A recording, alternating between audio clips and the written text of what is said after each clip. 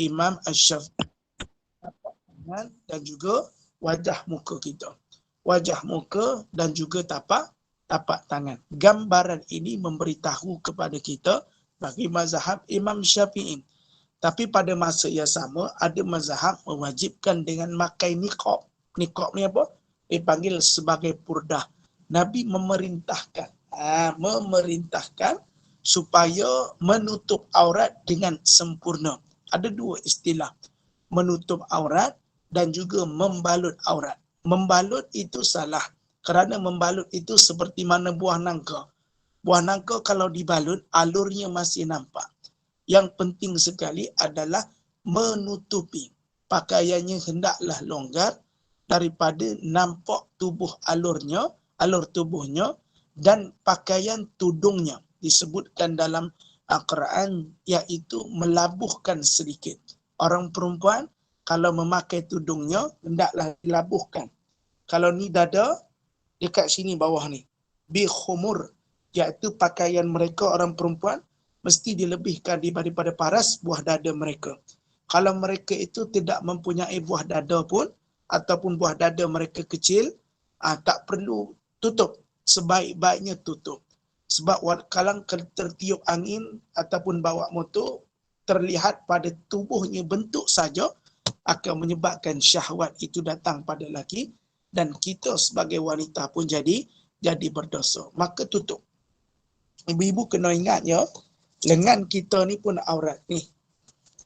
Kita punya aurat tara sini saja. Sebab tu Allah perintahkan tutup sempurna. Kalau aurat kita begini, bermakna kita dah buka aurat. Aurat kita sampai sini saja. Okey. Maka kalau kita nak solat dengan pakaian selain daripada telekung, kita mesti pinkan di sini. Okey. Jelas? Kalau kita nak pakai syarat untuk solat, tak perlu pakai telekung. Yang penting sempurna auratnya ditutup. Maka, faham? Maknanya kalau kita nak solat, kita kena buat begini. Kita ambil klip tudung atau kerongsang, kita ratakan begini. Sebab apa? Supaya tidak nampak aurat. Dan juga kaki kita juga adalah aurat. Sebaik-baiknya hendaklah kita memakai stokin daripada ajnabi yang melihat kita. Jelas. Sebab tu Nabi perintahkan, Allah perintahkan Rasulullah dan isteri Rasulullah menutup aurat dengan sempurna. Isteri Rasulullah kebanyakannya memakai niqab ataupun purdah. Purdah di sini. Kerana apa? Ada kalanya muka wanita ni boleh menjadi fitnah kalau terlalu cantik. Walaupun tak terlalu cantik pun boleh jadi fitnah. Tetapi diperlihatkan pada matanya sahaja. Sebab tu kalau kita duduk di Hadramaut, Yaman, wanita-wanita sana tidak akan terlihat bagaimana wajah mereka. Ada kalanya ketika mana membuka cantik, ada kalanya ketika mana menutup cantik. Tapi buka ada yang tak cantik. Tetapi di sana, kenapa dijaga supaya ditutup?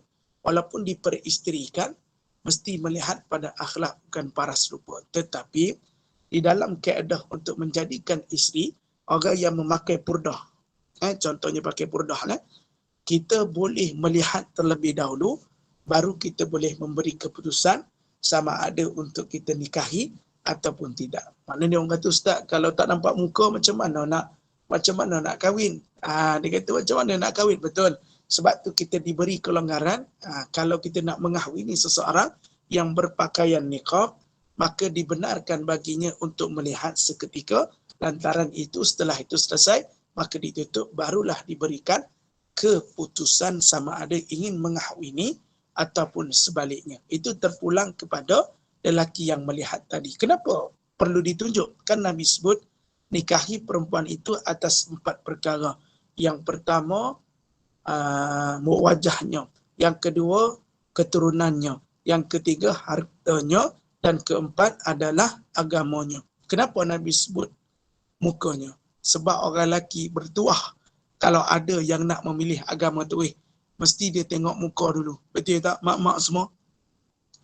Adakah orang datang, makcik saya nak kahwin dengan anak makcik. Sebab apa nak kahwin? Sebab anak makcik ni baik. Anak makcik ni akhlak baik. Tapi tak pernah tengok. Tak jadi tuan-tuan.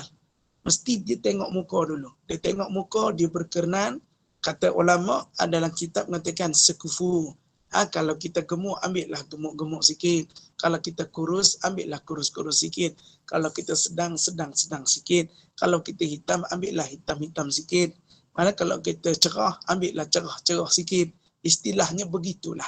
Lelaki. Sebab tu Nabi sebut bak wajah. Lepas tu Nabi kata tentang keturunannya. Kenapa dinikahi perempuan itu? Kerana keturunannya. Sebahagian ulama mengatakan dalam hadis Nabi SAW menyukai umat yang ramai di hari akhirat kelak. Sebab apa? Yang pertama, ingat, memang keturunan ini menjadi satu asbab untuk berkahwin. Kenapa? Keturunan tu bukan hanya sekadar kita lihat saja, tetapi keturunannya daripada keturunan siapa? Orang baik-baik ataupun sebaliknya. Adakala sampai ulama mengatakan, lihat juga ibunya. Sama ada ibunya bersalin anak ramai ataupun sikit.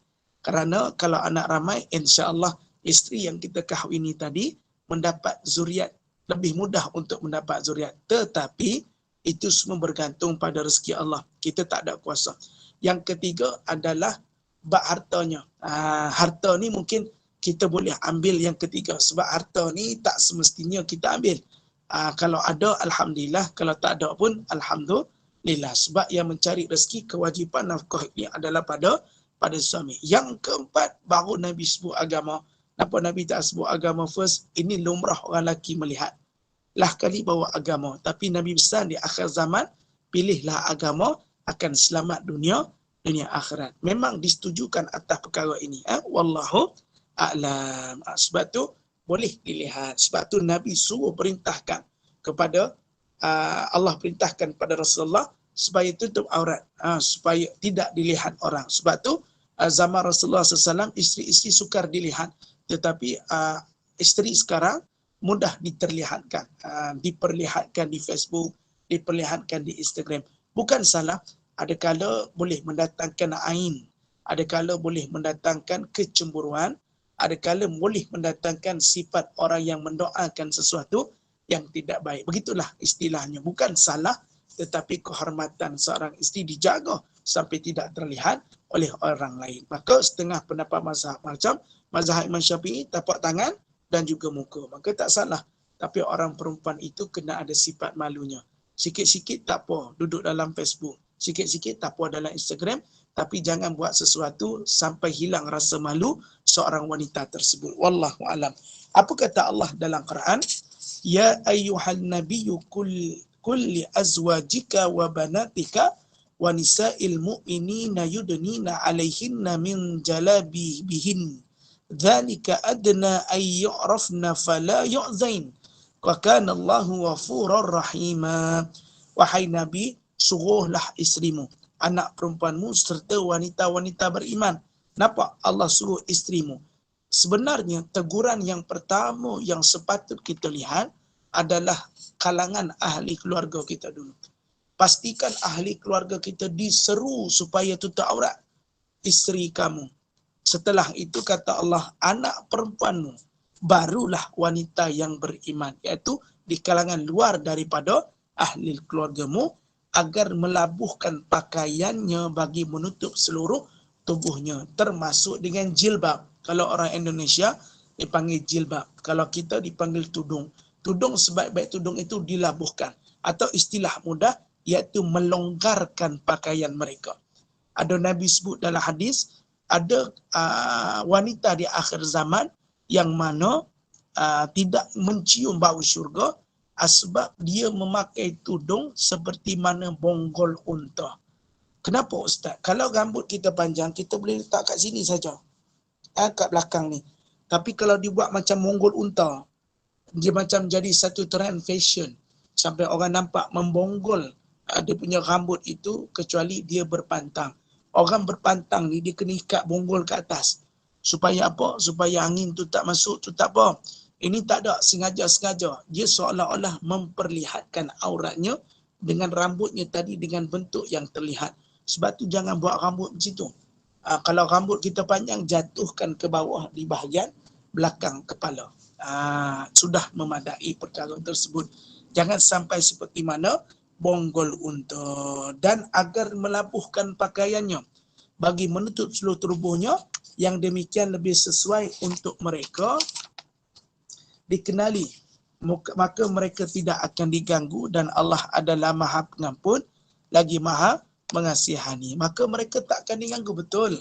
Kita lihat ada satu kisah guru kami ceritakan kepada kami, iaitu di Italy. Italy asal dekat Jerman. Ketika itu di sebuah lorong didatangi seorang wanita Islam yang berpakaian sangat sopan. Sangat sopan, dan di saat itu tidak terlihat pada tubuhnya dan dia memakai jilbab. Jilbab ni purdah lah. Dia pakai purdah. Tapi dalam pada masa yang sama, tidak kelihatan seperti mana wanita yang menjadi tarikan. Nampak? Kenapa Allah perintah? Supaya tidak menjadikan sesuatu bahaya kepada perempuan. Kalau kita tengok kita pakai seksi, seorang-seorang berjalan, ada pula di kalangan kumpulan lelaki yang melihat, ada kalanya syahwat telah menguasai mereka, ada kala mereka bertindak dalam keadaan mereka tak sedar lalu merogol kita. Kata guru kami, berlaku di Italy, seorang perempuan Islam, pakaiannya sangat sopan. Pakai jilbab, lepas tu pakai purdah melalui satu kawasan yang mana agak sunyi. Dan ada pada situ juga, ada beberapa orang lelaki yang melihat tapi tidak mengganggunya. Kata Allah apa? Maka mereka tidak akan diganggu. Nampak? Dan di saat itu dia pun berjalan seperti biasa. Dan ketika itu, setelah hari keesokannya, dia melihat berita bahawasanya di kawasan yang dia lalui tadi, ada perempuan yang telah dirogol.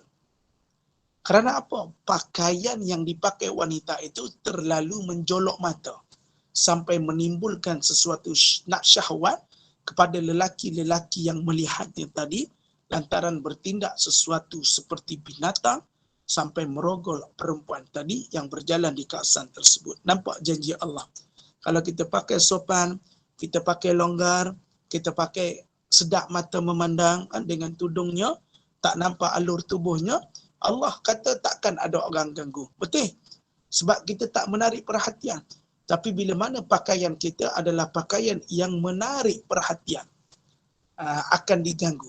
Kalau tak pun mesti laki-laki tengok, wow, lawaknya. Mula cuci. Dia macam cuci sikit.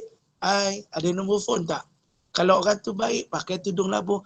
Aku malah lah nak minta nombor phone. Malu kot, aku tengoklah tudung dia. Nampak?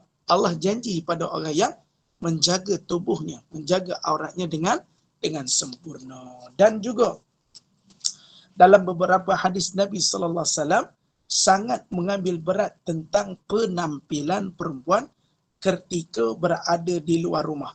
Apa dia?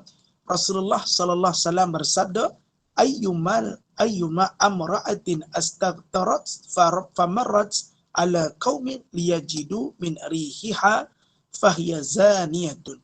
Mana-mana perempuan yang menggunakan minyak wangi, lalu dia lalu pada satu kaum supaya mereka mencium daripada bau minyak wanginya itu, maka dia dianggap telah berzina.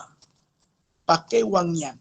Wangian bagi orang perempuan boleh dipakai hanya sekadar menghilangkan bau di badan. Menghilangkan bau di badan. Ini tidak macam rumah saya apartmen. Kadang berselisih dengan jiran, anak jiran yang nak pergi kerja. Dia punya minyak wangi macam 1 botol setengah pakai. Dia dah berjalan, tertinggal wangian tersebut. Nabi tegah. Nabi kata dianggap seperti berzina bagi perempuan yang memakai minyak wangi untuk dibau oleh kaum lelaki yang lain, maka dia dianggap berzina. Kerana apa? Menarik perhatian, pada masa yang sama cuba menjadikan sesuatu itu terlihat sebab minyak wanginya tadi. Tapi kalau orang lelaki tak apa. Daripada hujung sekilometer bau minyak wangi pun tak apa. Orang lelaki memang dituntut bau minyak wangi. Dan kata Nabi SAW, tidak membazir seseorang lelaki itu membelanjakan wangnya untuk minyak wangi saja. Sebab tu Nabi suka pakai minyak wangi gaharu. Ada Nabi suka bau kawan kasturi. Ada kata Nabi suka bauan yang kita kata bauan yang sangat unik. Bau gaharu tu seronok, bau tu sedap kalau kita beli. Tapi orang perempuan ditegah berlebih-lebihan pakai minyak wangi hanya sekadar menghilangkan bau. Kalau dekat ketiak tu berbau, sapulah ubat ketiak Rexona. Ataupun kalau bajunya itu berbau, ambillah sekadar 1 minyak wangi, yang menyebabkan hilang bau kalau orang mendekati sudah memadai. Ini kalau dipakai, ya Allah, lalu depan tinggal. Nak hilang bau dia tu makan dekat 10-15 saat.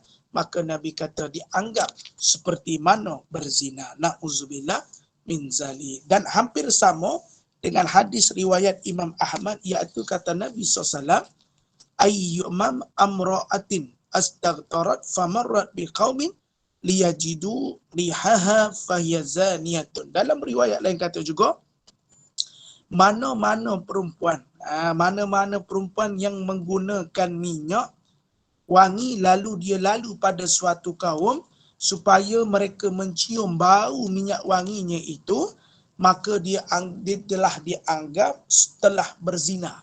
Dianggap telah berzina. Tetap dosa baginya. Sebab dia menarik perhatian ajnabi. Sebahagian ulama mengatakan, tidak mengapa bagi seorang wanita jika dia menggunakan minyak wangi yang sedikit, yang tidak terlalu kuat baunya dan tidak menarik perhatian orang lain serta bukan dengan niat untuk menarik perhatian. Faham? Hanya sekadar pakai, taklah kuat sangat, sikit-sikit lah.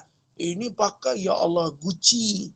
Kadang pakai jenama, Masya Allah, mahal-mahal. Sampai baunya tu menjadi perhatian. Lalu saja, wow, dia punya minyak wangi, bapak lah, contoh lah. Bapak gila, wangi gila. Bau minyak wangi apa ni? Makna perhatian ditarik, maka ia sesuatu yang tak baik. Tetapi kalau makai, hanya sekadar untuk hilang bau. Kita nak solat kan, kita nak pergi solat, telekung kita ni macam dah lama sikit, dia macam bau dia, bau hamis. Maka kita ambil sikit minyak, lelurkan pada telekung kita. Tapi jangan pakai minyak wangi yang pekat baunya, macam malaikat subuh. Kasturi kijang pun agak wangi, terlalu kat wangi. Kalau bauan Hajarul Aswad pun agak tinggi sikit wangiannya. Tapi sebaik-baik wangian itu adalah wangian yang kita kata pakaiannya hanya sekadar dia yang membau. Kalau orang mendekati hanya sipi-sipi baunya, tapi tak mengeluarkan sesuatu yang busuk kepada tubuh kita. Wallahu a'lam. Dan juga disebutkan juga, yang kedua adalah menjaga hati daripada membayang-bayangkan kecantikan rupa paras perempuan. Apa dia? 3 perkara untuk kesempurnaan penjaga kemaluan. Menjaga hati daripada membayang-bayangkan kecantikan rupa paras perempuan. Yang ketiga, menjaga perut daripada makanan yang syubhah dan makan terlalu kenyang. Benda yang syubhah dan makan terlalu kenyang punca kepada kesempurnaan kemaluan. Kalau kita makan banyak, kehendak nafsunya pun jadi tinggi. Makan benda yang haram, kehendak nafsu dia pun jadi tinggi. Itu kesempurnaan 3 perkara yang disebutkan oleh ulama agar kita menjaga kesempurnaan bagi kemaluan kita. Apa dia yang pertama? Menjaga mata daripada melihat perempuan yang haram dilihat. Yang kedua, menjaga hati dari membayangkan kecantikan rupa paras perempuan. Jangan terbayang-bayang. Contohlah, kita ada pelakon yang hebat sekarang ni dekat drama, nama pelakon tersebut Anna Jobling. Ataupun kita tengok Ukasha Senros. Ataupun kita tengok Jannanik. Ataupun kita tengok yang mana-mana cantik. Kita membayang-bayangkan, ya Allah, cantiknya dia. Lama-kelamaan dengan kecantikan tadi mendatangkan syahwat. Bila syahwat tu datang, akan kita melaksanakan onani, mengeluarkan air mani dengan sendirinya. Begitu juga dengan orang perempuan. Terbayang wajah lelaki, ketampanan tubuhnya yang sadar, lantas itu tidak menahan, beronani dengan sendirinya, mengeluarkan air mazi daripada faraj mereka sendiri. Na'udzubillah min zalik. Dan yang ketiga tadi, menjaga perut daripada makanan yang syubhat dan makan terlalu kenyang. Ini juga melibatkan penjagaan kemaluan. Apakah dikatakan ulama tanbih? Jangan bersalaman dengan perempuan ajnabiyah. Syarak melarang untuk seorang lelaki bersentuh kulit dengan perempuan yang bukan mahramnya. Tak boleh. Makna dia tak boleh kahwin, maka dia tidak boleh bersentuh. Ia termasuk dalam kategori zina tangan. Walaupun zina ini bukan hanya setubuh, Ada zina mata, ada zina tangan. Ia adalah satu zina tangan menyentuh ataupun hanya sekadar bersalaman dengan bukan ajnabi ataupun bukan mahram kita, maka dipanggil sebagai zina tangan. Nampak? Kalau kita memegang, kan sekarang anak-anak muda belum lagi kahwin. Belum kahwin dah keluar dengan boyfriend, berpegang-pegangan tangan. Allah na'udzubillah. Kejap ya benda.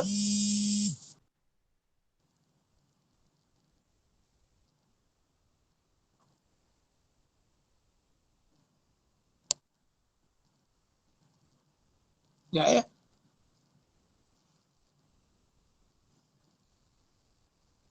Ada masuk panggilan lah. Sekejap ya.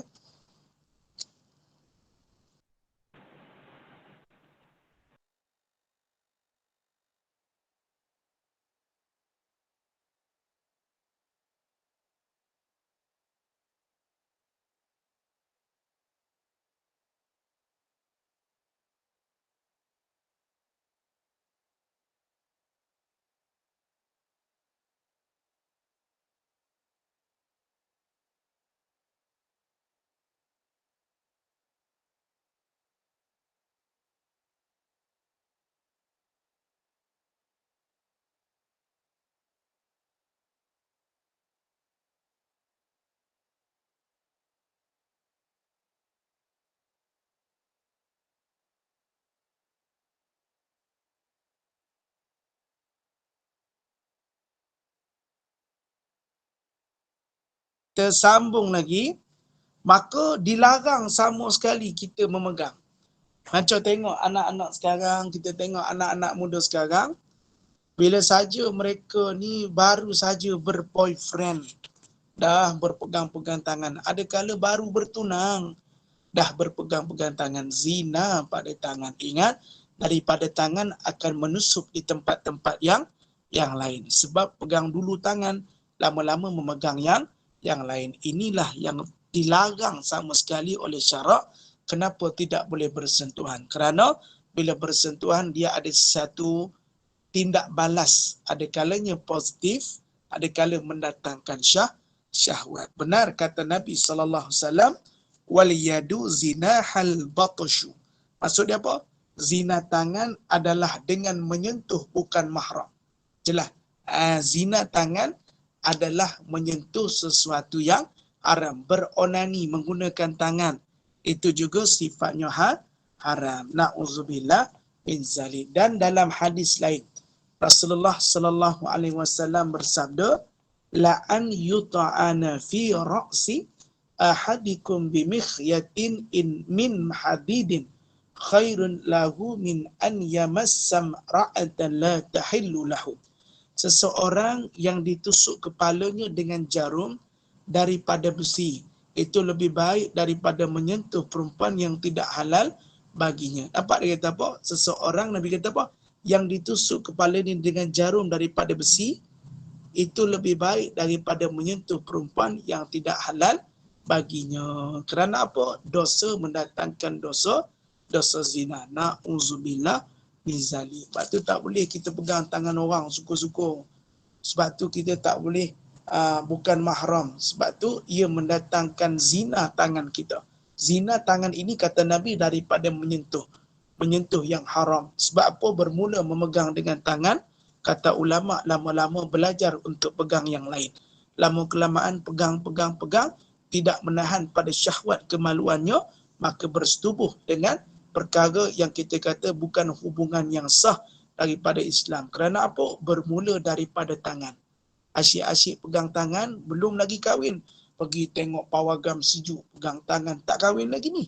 Pergi berjalan, berdua-duaan, jalan, pegang tangan macam dah kahwin. Lama-kelamaan, lama sangat nak mengumpul duit, bersetubuh, berzina, tapi mulanya daripada tangan. Dan Rasulullah SAW juga bersabda, Inna Allaha kataba ala bani adama azzahu minaz zina. Adraka dhalika la mahalata fazinal ainun nazar wazina lisanil mantiq wan nafsu tamanna wa tashtahi wa farju yusaddiqu dhalika kullahu wa yukazzibu, sesungguhnya Allah telah menulis bahagian daripada zina ke atas setiap anak Adam. Dia akan mendapatinya tanpa terkecuali. Maka zina mata adalah melihat. Nampak? Zina mata adalah melihat yang haram. Dan zinar lidah adalah bercakap sesuatu yang haram. Nafsu menginginkan dan bersyahwat, kemaluanlah akan membenarkan perkara itu semuanya atau mendustakannya. Allahu Akbar. Nampak tak apa kata pengarang tadi? Akhirnya membenarkan perkara itu semuanya atas mendustakan. Kalau bercakap yang haram, yang bercakap yang haram adalah zina daripada lidah. Kalau zina daripada mata itu memandang sesuatu yang haram. Dan juga kalau zina daripada tangan menyentuh sesuatu yang haram. Maka yang menjadikan nafsu menginginkan dan bersyahwat, kemaluanlah yang akan membenarkan. Faham?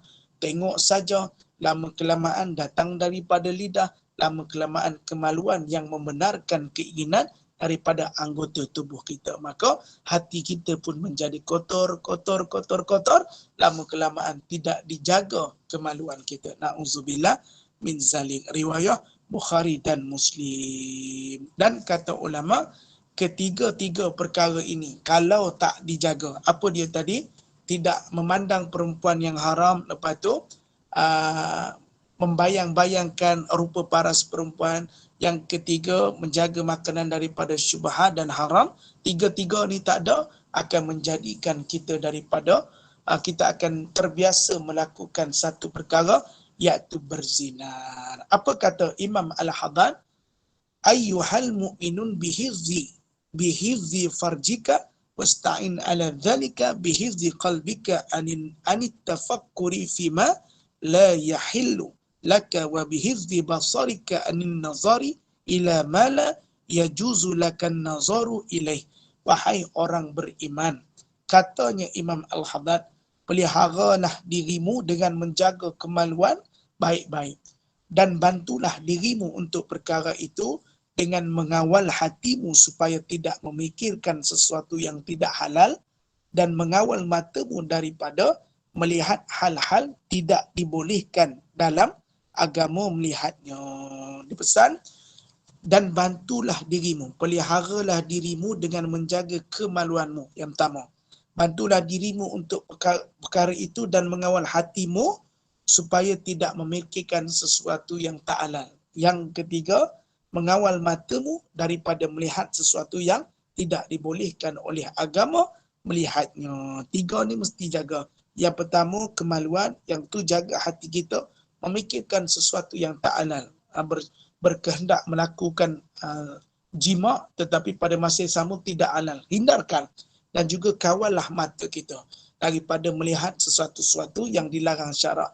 Bila kita melihat sesuatu yang dilarang, takut-takut kemaluan kita bertindak untuk melakukan sesuatu yang dilarang. Juga disebutkan Sayyid Imam Abdullah bin Husin Takhir berkata, wara' adalah perkara yang amat penting sekali. Ia bukan hanya dianjurkan dalam muamalah dan makanan yang syubhat saja, bahkan dianjurkan dalam semua anggota tubuh. Dianjurkan kepada setiap orang untuk tidak melihat, mendengar dan berbuat setiap sesuatu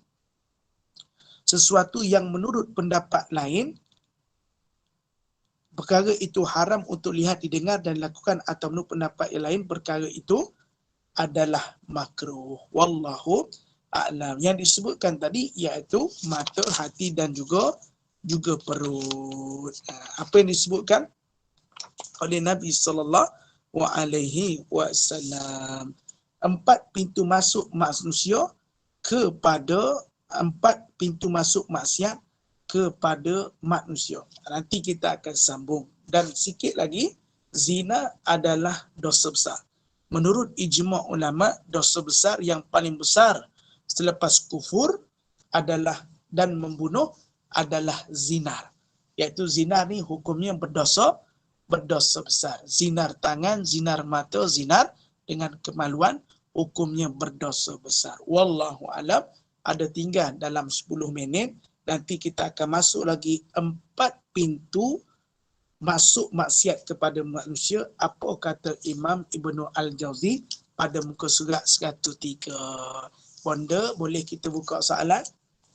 Silakan pada jemaah yang ingin mengajukan soalan, silakan.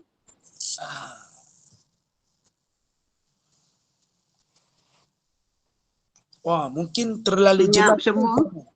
Jelas dapat huraian. Assalamualaikum. Okey, insyaAllah. Ada satu je lah, minta Ustaz huraikan sikit pasal pemakaian wanita ni tentang warna juga Ustaz kan. Boleh menarik perhatian, mengganggu pandangan. Warna ni bukan tak boleh, warna ni boleh. Tetapi warna yang sampai menjadi perhatian itu ataupun dress baru yang menjadi perhatian pun sama dilarang dalam syarak. Ada disebutkan dalam hadis Nabi sallallahu alaihi wasallam. Hari ni kita berpakaian ada kala memang berpakaian purdah. Betul Ada kalanya pakaian purdah. Tapi purdah sekarang bukan sebenarnya matlamat kita pakai purdah, matlamat kita bertutup aurat sempurna supaya tak terlihat. Tetapi kalau kita dah pakai purdah, pada masa yang sama, kita punya mata pakai kontak lens, ada kala sampai mengukir alil kening, ada kala sampai pakaian tu seolah-olah membezakan dengan purdah, tak ada purdah. Pakaiannya liklap-liklap, dia punya purdah tu pun ada kala sampai ada apa tu bonda no? Kalau ada batu-batu orang panggil apa? Batu-batu. Labuci. Labuci. Bonda Norini tahulah, dia biasa pasang labuci kat lengan. Orang pakai labuci, nampakkan cantik, matanya tu kadang dia alirkan dengan cantik supaya apa? Menarik perhatian. Dah salah pada matlamat walaupun berpakaian purdah. Maknanya pakaian ni tak ada lah kalau kita nak pakai wanita, pakailah. Datangi sulat sunan dan baju. Tak boleh bubur dalam manik-manik sultannya. Salah tu jahit dia. Salah ke tukar jahit? Ya lah jahit manik-manik kata tak boleh tu. Boleh. Itu orang yang nak makan lah, kita buat je. Tugas kita buat. Takut dosa lah kitanya tu bahak macam-macam.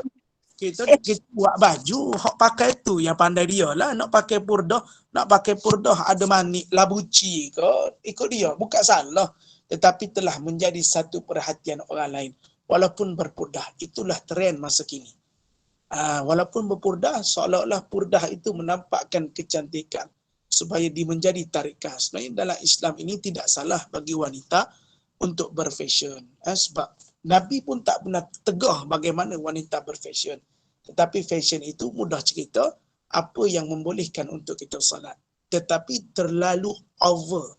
Mengapa? Terlalu over sampai menjadikan sesuatu fitnah, itu sangat ditegah. Pakailah kita nak pakai apa. Kau macam Bonda ini dia punya labuci kat kepala. Sampai bawah.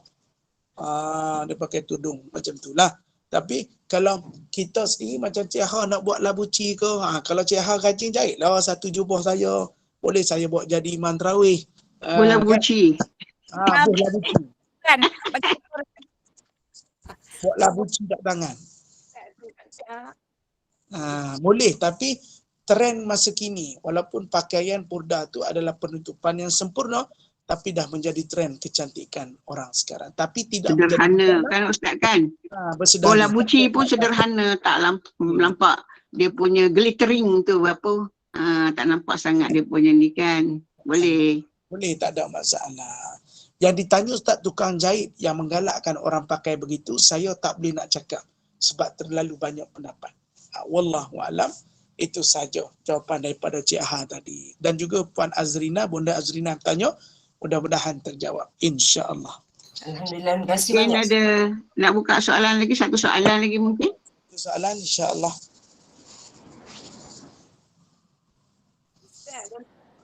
Ya, mana silakan. Mak Wan nak tanya. Ya Mak Wan, apa khabar? Alhamdulillah. Tak dengar lah. Kuat sikit Kak Wan, suara tak kuat. Lah Mak Wan.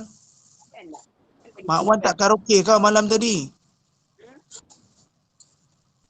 Tak dengar suara. Benda Norini bagi mic dekat Mak Wan. Tak dengar Ustaz. Bunda pun tak dengar. Orang tua, keluarga yang dah jadi balu, dah jadi ibu tunggal. Boleh dah dia nak dia nak pakai inai rambut dia. Okey. Mak Wan tanya dah tua dah. Mak ibu tunggal. Nak pakai inai kat rambut boleh, tak jadi masalah.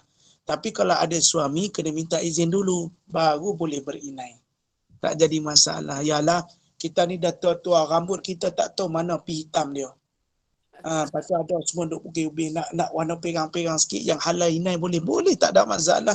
Tapi yang salah ni dah inai pi tunjuk dekat orang. Tu salah. Ustaz, inai di jari pada anak dara atau ibu tunggal boleh ke tak? Yang tak tua, tak muda, mana-mana usia pun boleh ke tak inai di jari? Inai di jari adalah satu perhiasan. Perhiasan itu dilaksanakan pada perkahwinan. Kalau inai itu dipakai tanpa sebab, ia sesuatu yang menjadi satu perkara yang makruh tanpa sebab. Kalau ada sebab mungkin boleh dikatakan harus. Tapi orang lelaki memakai inai hukum dia haram. Melihat kepada niat. Kalau dipakai inai itu saja-saja saja untuk diperlihatkan ajnabi, itu hukum dia salah. Tapi kalau dia sekadar memakai untuk apa? Nak berkahwin, untuk orang kata apa, snack seri, tak apa. Kalau inai kat rambut boleh. Tak ada suami, tak apa boleh buat. Tapi jangan tunjuk ke orang. Tapi kalau ada suami kena minta izin dulu. Bang, saya nak pegangkan rambut boleh? Bolehlah. Tengok rambut awak pun dah macam hantu Kak Limah. Boleh? Tak jadi masalah. Wallahu a'lam. Alhamdulillah. Terima kasih banyak Ustaz jelas. Sama. Okey. Cah pakai semua. Apa dia? Inai saat ni cah pakai semua tangan rambut tu dah kita pakai di rambut tu pakailah di jari juga. Tak ada masalah. Kalau pakai hanya saja nak pakai, bukan nak tarik perhatian, tak ada masalah. Tapi kita ni mudah. Dia kalau inai tu tak apa, boleh kita makan. Tapi kalau makan tu nampak inai tu macam seram kadang-kadang. Kita kata pakai bukan makan.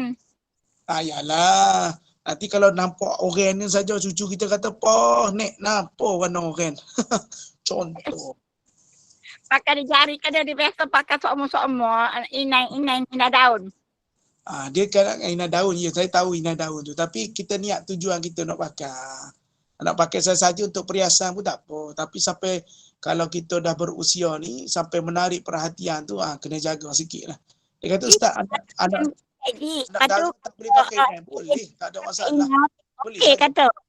Dah alergik tangan. Lepas tu dia kata pakai inai dia tahan alergik.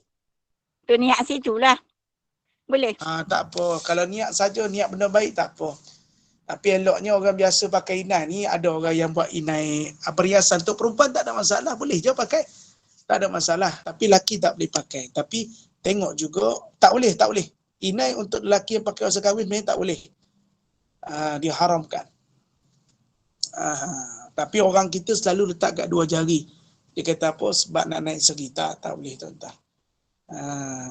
Kalau inai ni untuk kuku elok tak apa. Niat untuk ubat pun tak apa. Tapi bergantung pada niat kita. Kalau niat kita semata-mata nak tunjuk nampak macam ni, nampak. Dia bukan nak tunjuk inai, banyak tunjuk demi emas tu. Cincin tu. Dah gitu. Contoh. Tak perlu. Wallahualam. Sekadar itu dululah Bonda No. Okey. Okey, setakat tu dulu. Ustaz pun ada kuliah lain pas ini, insyaAllah. Kalau ada soalan-soalan kita diajukan ataupun kita tanya pada perjumpaan yang akan datang, insyaAllah. Jadi Alhamdulillah, syukur kepada Allah kita dapat bersama dengan Ustaz Muhammad Zukri Abdul Jalil yang menyampaikan syarah pengajian berkitab Qalbun Salim hari ini pasal berkaitan dengan kemaluan.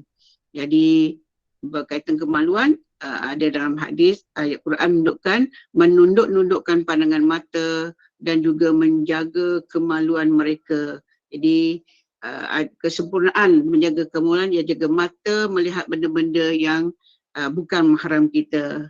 Dan pastikan juga ahli keluarga kita, mula-mula kita mulakan daripada ahli keluarga, menutup aurat yang sempurna, dan kita jaga penampilan seperti Ustaz berkata tadi, ketika berada di luar rumah. Boleh pakai pakaian-pakaian yang cantik, tapi pastikan tudung yang labuh dan sebagainya. Jadi insya-Allah muslimah-muslimah yang hadir kuliah ni biasanya semuanya pakaian yang longgar-longgar yang menutup aurat. Amin. Amin, insya-Allah.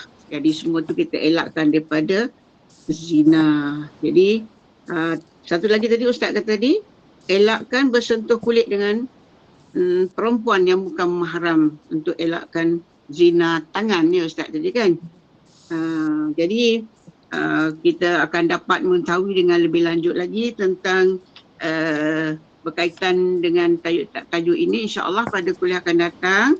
Jadi alhamdulillah, terima kasih kepada grup Rumah Nur Iman yang menyediakan platform untuk kuliah kita, dan kepada para pencinta ilmu, moga kita mendapat rahmat Allah. Segala kebaikan kita hari ini dicatat oleh Allah sebagai pemberat di hari akhirat kelak, dan kita juga dikelilingi oleh sahabat-sahabat yang baik yang boleh memberi manfaat pada kita untuk dunia dan akhirat, dan Allah redha kita sepanjang usia kita insya-Allah. Dan kuliah seterusnya pada pukul 5.15 bersama dengan Ustaz Amrul Hakim, Wan Muhammad Noor, Adab Sulukil Al-Murid. 8 malam seperti biasa, malam Jumaat kita ada Yasin Tahlil. Pukul 9 malam bersama dengan Ustaz Asri Hijrah, pengajian berkitab juga, berpandukan kepada kitab Hayatus Sahabah. Asri, Ustaz Asri Hijrah, dia tu da'i tahu kan? Ya, tahu. Sebut Ustaz mesti kenal. Sebab saya tak masuk PU, saya tak masuk da'i, saya masuk PM. Kan kalau PU pencetus ummah kan? Ya. Da'i dunia. Saya tak PM. Harap ni. Pencetus masalah. Ya. Tak apa. Pencetus masalah untuk diselesaikan masalah. Ustaz ni. Dulu Ustaz kan famous kan, mula-mula TV Hijrah keluar. Dulu saya selalu tengok Ustaz. Ada bagi kuliah-kuliah bersantai-santai bawah pokok, jalan sana jalan sini, banyak bertemu dengan saya tengok dulu TV Hijrah. Ustaz tu ada. Ustaz bersama dengan belia-belia, dengan budak-budak bersantai-santai sambil berjalan-berjalan sambil beri kuliah. Saya kenal Ustaz lah tu. Kanak-kanak betul Kak Noh. Saya pencetus masalah. Ustaz ni sebenarnya selebriti juga tu. Selebriti TV Hijrah. Jangan lupa tu. Walaupun tak masuk da'i, tak masuk PU, tapi di TV Hijrah terkenal PM. Tu. Dia masuk PM. Doakan moga Ustaz terus berjaya sebagai penceramah. InsyaAllah. Okay, alhamdulillah. Terima kasih semua. Hingga jumpa lagi sambil-sambil kita bergurau senda dengan Ustaz Cikebom. Okey, itu saja. Lawak-lawak Ustaz ya, minta maaf ya. Saya pun suka, insya-Allah. Salam cucu bonda tu. Okey, baik. Assalamualaikum. Waalaikumsalam. Terima kasih Ustaz. Assalamualaikum Ustaz. Terima kasih semua. Ustaz, terima kasih semua. Assalamualaikum. Waalaikumsalam warahmatullahi wabarakatuh. Assalamualaikum. Terima kasih. Selamat memasak. Terima kasih semua.